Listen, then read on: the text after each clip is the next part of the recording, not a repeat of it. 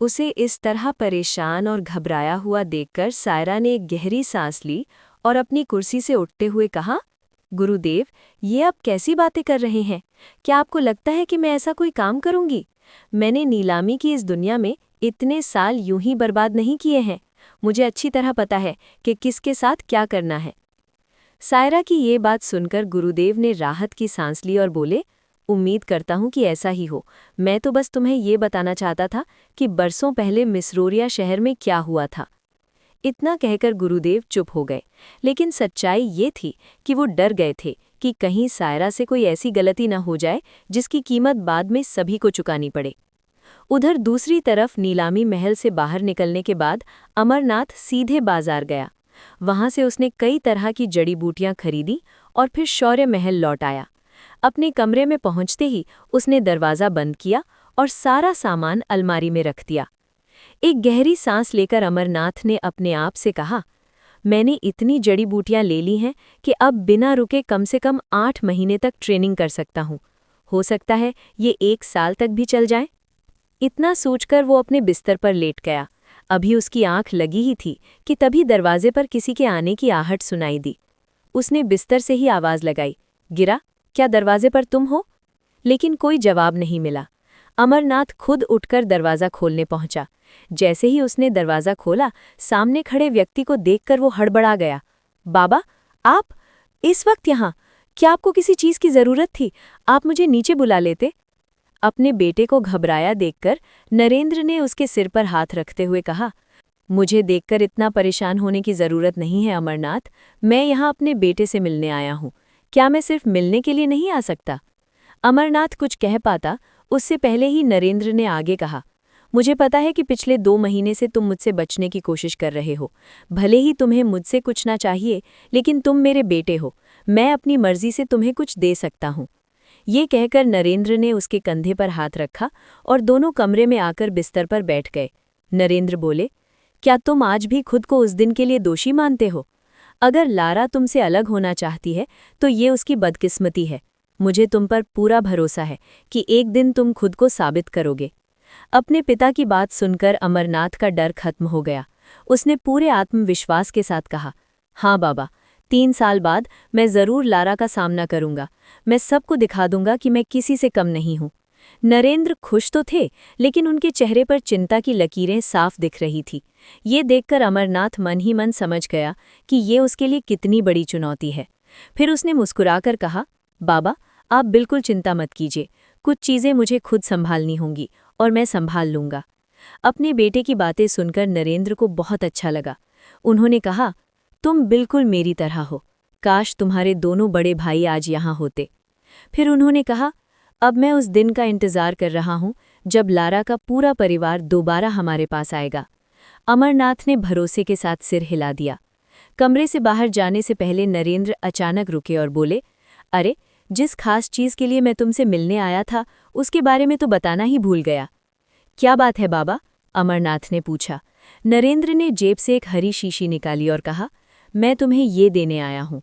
इसे मेरी तरफ से तोहफा समझो। शीशी देखते ही अमरनाथ समझ गया कि उसके पिता क्या लाए हैं, लेकिन उसने अनजान बनते हुए पूछा, बाबा, ये क्या है? नरेंद्र ने कहा, अमृत धारा। ये तुम्हारी ताकत को तेजी से बढ़ाने में मदद करेगी। ट्रेनिंग के बाद नहाने के पानी में इसकी कुछ बूंदें डाल देना। अमरनाथ ने फिर पूछा, इसे खरीदने में बहुत पैसे लगे होंगे ना? नरेंद्र मुस्कुराए, 40,000 सोने के सिक्के। ये सुनकर अमरनाथ ने हैरानी दिखाई और बोला, इतने ज्यादा? दल के बड़े लोग नाराज हो सकते हैं। नरेंद्र ने शांत स्वर में कहा, मैं शौर्य दल का लीडर हूँ। ज्यादा से ज्यादा नाराज होंगे, इससे ज्यादा कुछ नहीं। अमरनाथ ने भरोसे के साथ कहा, पापा, आप मुझ पर भरोसा रखिए।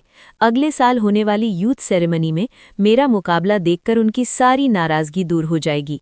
नरेंद्र मुस्कुराए, मुझे ये तुम्हारा आत्मविश्वास पसंद आ रहा है। इतना कहकर वो नीचे जाने लगे, तभी बाहर से भीड़ का शोर सुनाई दिया। अमरनाथ परेशान हो गया, लेकिन नरेंद्र मुस्कुराते हुए बोले, देखा, मैंने कहा था ना, मैं संभाल लूंगा। ये कहकर नरेंद्र भीड़ की ओर चले गए। जाकर आराम करो, और हाँ, अगर तुम्हें अपने बाबा से किसी भी तरह की मदद की ज़रूरत पड़े तो ज़रा भी हिचकिचाना मत, ठीक है? इतना कहने के बाद नरेंद्र शौर्य महल में नीचे उतरने के लिए आगे बढ़ने लगे।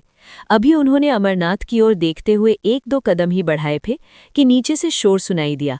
वहां कुछ लोगों की भीड़ बड़ी ही बेसब्री से उनके आने का इंतजार कर रही थी। नीचे से उठता हुआ शोर उन दोनों के कानों तक पहुंच चुका था।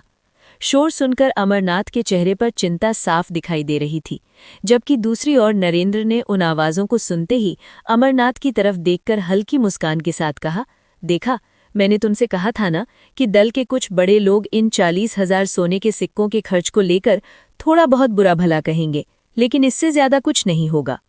हालांकि नरेंद्र के चेहरे पर कोई शिकन नहीं थी, लेकिन अमरनाथ ने चिंता जताते हुए कहा, बाबा, क्या मैं आपके साथ नीचे चलूं?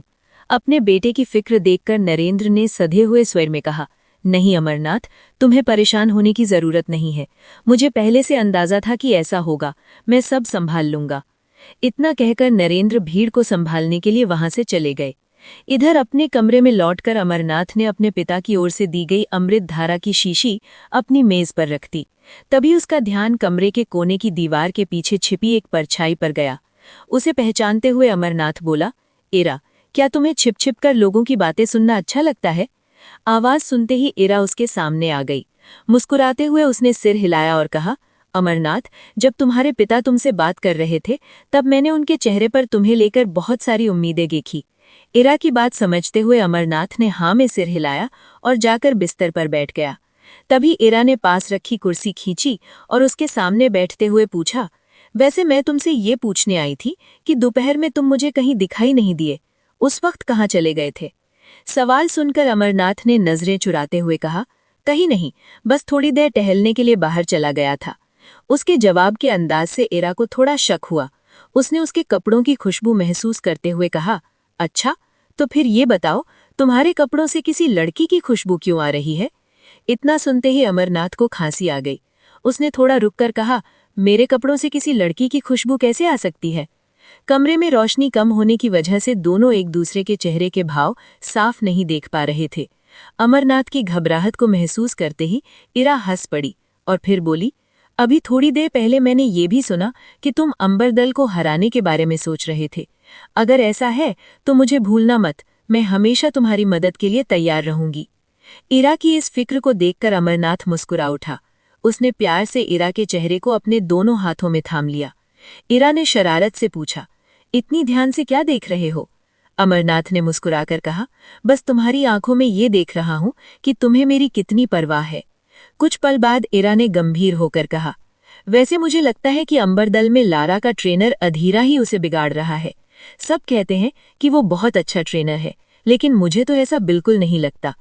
इरा तितली की तरह कमरे में इधर उधर घूमते हुए बातें कर रही थी, जबकि अमरनाथ थकान से टूट चुका था। उसने धीरे से कहा, अब बहुत देर हो चुकी है इरा, तुम भी जाकर आराम करो और मुझे भी थोड़ा आराम करने दो। ना चाहते हुए भी इरा ने सिर हिलाया और कमरे से बाहर निकल गई। अपने कमरे की ओर जाते हुए इरा को नीचे के एक कमरे से झगड़े की आवाजें सुनाई दी। ये वही शोर था जो नरेंद्र द्वारा अमृत धारा पर खर्च किए गए 40,000 सोने के सिक्कों को लेकर हो रहा था। वजह जानने के लिए इरा ने अपने कदम उस कमरे की ओर मोड़ दिए। अंदर से आती आवाजों को सुनकर इरा को पूरा मामला समझ में आ गया। उसने मन ही मन कहा, अच्छा, तो इस वजह से ये लोग नरेंद्र अंकल को परेशान कर रहे हैं। अगले ही पल इरा ने अपना दाहिना हाथ ऊपर उठाया। उसके हाथ में एक गोल्ड कार्ड था जिसकी कीमत 1 लाख सोने के सिक्कों के बराबर मानी जाती थी। कार्ड को लहराते हुए इरा कमरे के अंदर दाखिल हुई। जैसे ही इरा अंदर आई, वहां मौजूद सभी लोगों की नजरें उस कार्ड पर टिक गई। कमरे में अचानक खामोशी छा गई। अब सब लोग इरा के कुछ कहने का इंतजार कर रहे थे। आगे क्या हुआ? आगे की कहानी जानने के लिए सुनते रहिए अमर योद्धा, सिर्फ मेरी कहानी पर।